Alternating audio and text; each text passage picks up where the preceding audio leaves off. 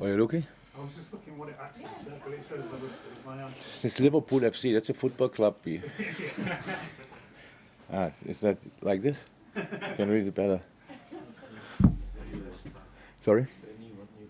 Yeah, I got that because I shall wear that. It's dry fit, actually. It's really good. So, good material, feels well. Yeah. Promotions, hi. Can we go first? Hi. How you doing? Okay, so far. Your trip to Wolves, is there any concern over Trent, Alexander-Arnold's hamstring? No concern. He's not available. We knew that before. So that's great. Didn't train with the team once yet, and we will take a little bit. So it's not the worst hamstring injury you can have, but it's a hamstring injury, and they barely heal in 2 weeks, and this one didn't as well. We hope he can start, as he's running already, but start ball work maybe early next week, and then we will see. Then we'll go from there. And Ryan Gravenberch opted not to play for the Netherlands under 21 team this week to focus on Liverpool. Have you seen the benefit of that, and will he feature in Wolves? We will see that. The second part, we will see that. But yeah, of course, there's a benefit of it. It's just a player comes to a new club, so he had training sessions here.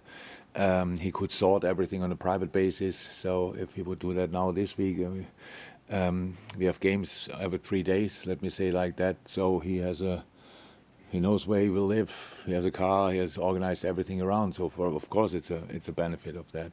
I understand that the Dutch. Mr. Reisinger was not happy, or Ronald Koeman was not happy. I can get that, but the boy is a footballer through and through. Wants to play football all the time, and he used that break to fix a lot of things which we usually do in a proper rush. So he didn't have to do that. That's from our point of view obviously good, but he loves playing for Holland, whichever team, and yeah, that's it. I'm sure you're relieved now that the transfer window's closed and we can stop talking about Mo Salah's future. But you still do it. That's interesting. But is there a fear that it will reignite? You are not. You're kidding me, yeah? A week after we closed the transfer window, you asked me about a January transfer window. It's likely that a bid may come in again in January. Yeah.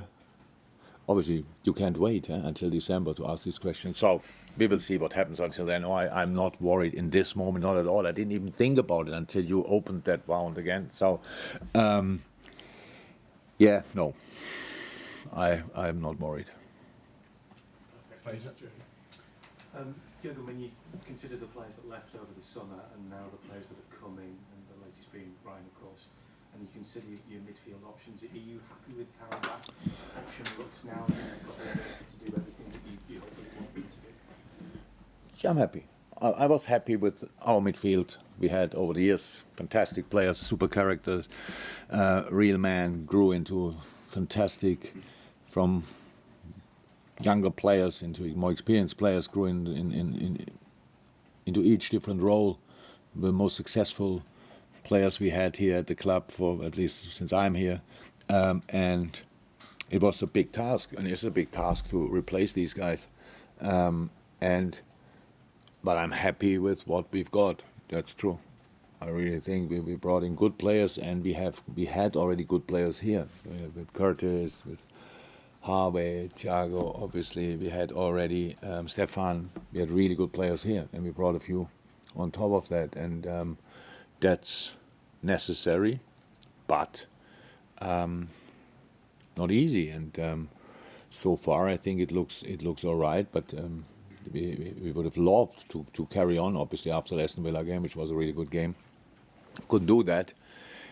I think 30 odd hours ago, Maca played in Bolivia, landed yesterday morning at 4 o'clock. So Lucho at 9 a.m. Yeah, 9 a.m. yesterday. So let's see where we can pick up from there. So I didn't see them yet, and I will see them today, and then we make decisions about the game tomorrow.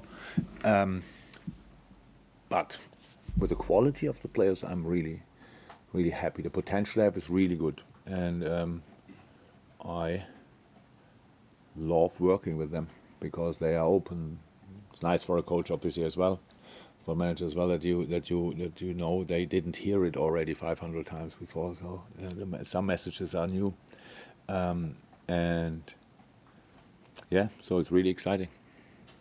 In terms of Wolves, you've had some tight games against them, particularly on their home ground in recent years. Is it a particularly difficult place to go to get a result, would you say? Yeah, it is. It is like Premier League. It's Premier League. I couldn't. If you ask me now, is there any away ground where you like to go and think, oh my God, we have the point already? There is none. But Wolves for sure not as well. And I have to say, I know they had now 100% sure the manager didn't want to lose Mateusz Nunes late in the window. They lost a few key players, and then you look at the lineup and you think, wow, that's real quality. Yeah, players like Wang and Kalicic don't even start, so they have still Neto and other guys. So it's a really good football team, and that's the team we prepare for. So we're unlucky, obviously, now early in the season already with decisions, which happens to all of us, but not all these decisions lead directly to a bad result. In their case, I think it was like that. So, yeah, we expect a massive fight, and that's what we have to be ready for. Jurgen, Jordan gave quite a wide-ranging interview during the international break, just on the element of Liverpool. And one of the things he said that if someone had asked me to stay, I wouldn't have done. Obviously, it's difficult to leave a place that you love and clearly played so long for. I just wondered if I could get your thoughts on You can. what and Yeah. how what happened. I really think it's important to. I didn't read the interview. I only heard first. Then I read it. So, because Tony spoke about it, and I thought, okay, maybe before I have it all tinted by Tony, so maybe I should make my own opinion. And Hendo said the truth in all departments. That's how it was. So we had our talks. I told Hendo I want him to stay, but we had to talk in these conversations as well about the possibility of not playing regularly. I told him we bring players in and stuff like this. You don't have this talk when you about the positive stuff. Oh, Hendo, you will play. I cannot have a talk before a season and tell a player you will have 50 games this season, 100%, because I don't know that. It all depends on performance. And if Hendo would have performed, he would have had maybe 50 games. Absolutely fine, absolutely possible.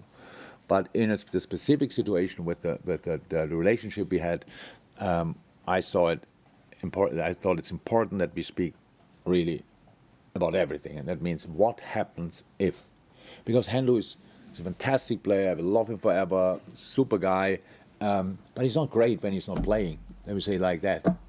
So Millie was like this when I arrived here, and Lucas Leiva was like this. And you always thought, okay, they're great guys. In the moment when they see the lineup, they are not involved. They turn into Jekyll and Hyde. Is a friendly game against that. It's unbelievable. So, and that's with Hendo's problem. So you have to talk about that. He's my captain. Was my captain for 7.5, nearly 8 years. And I said, I have to talk about that now, because I don't want to wake up one morning and we two knock horns with each other just because you thought you would start and I tell you you will not. And that what obviously in Hendo's ear and mind came on, okay, he doesn't want me here. And I understand it 100%, but we clarified that. But anyway, what he said is, if I would have told him, Hendo, stay here, you will be the main man in midfield, stuff like this, Hendo would have stayed. That's the truth. That's 100% the truth. But I couldn't say that. As much as I wanted him to stay, I couldn't say that.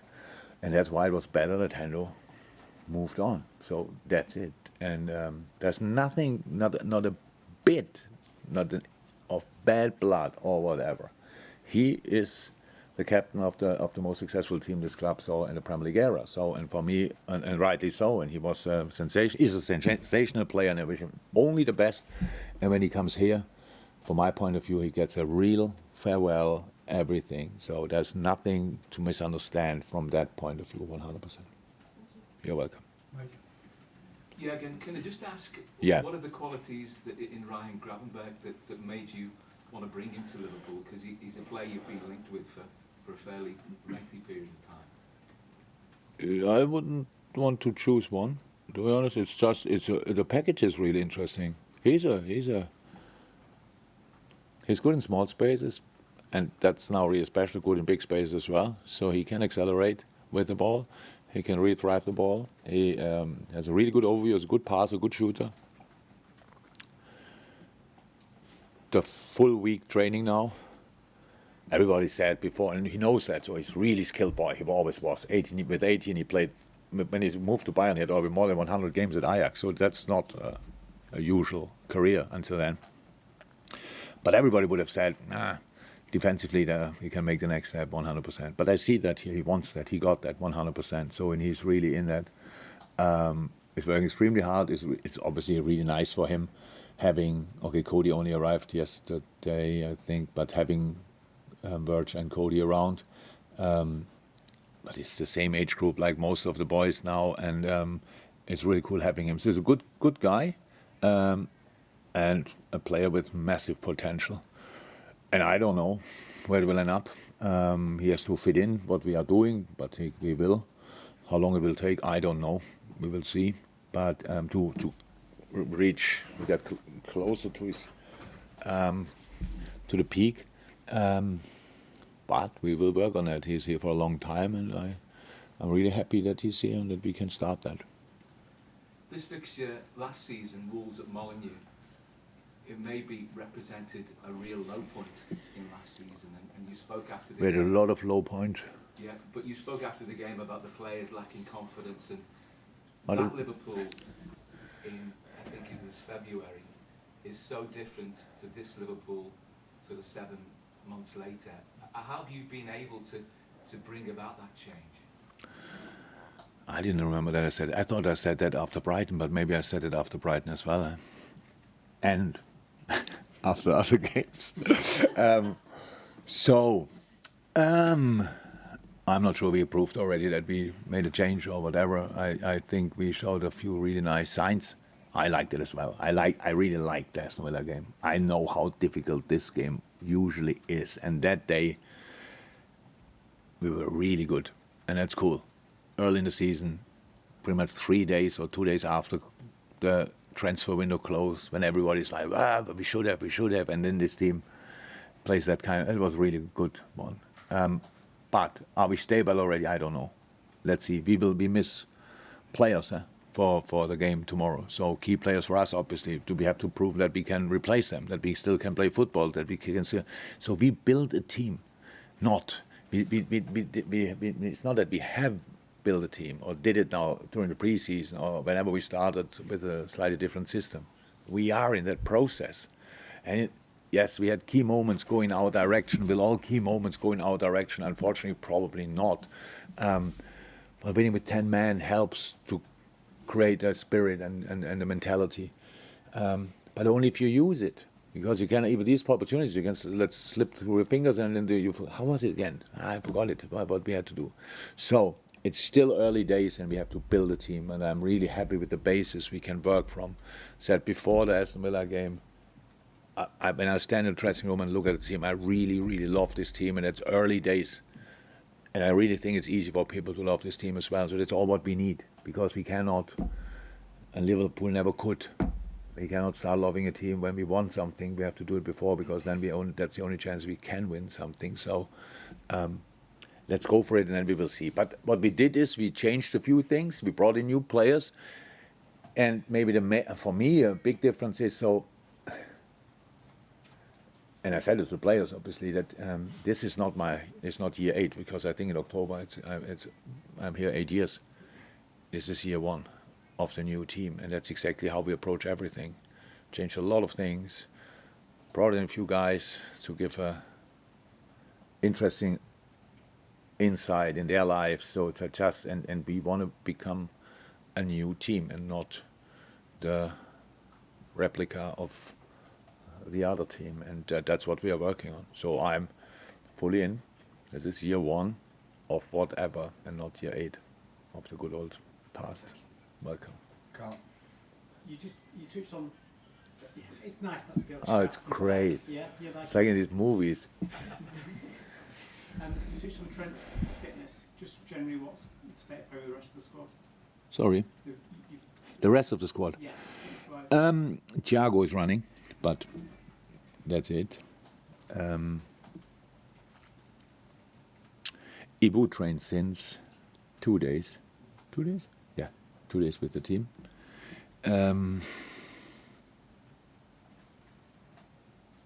Who else?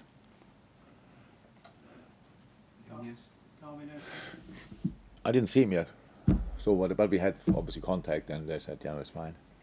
So, but we will see that now. To make there a couple of decisions. David, but she should be fine. Sorry. What did he have? I didn't see any. Oh, okay. No, that was he trains the full week with us, so that was then obviously enough time to rest.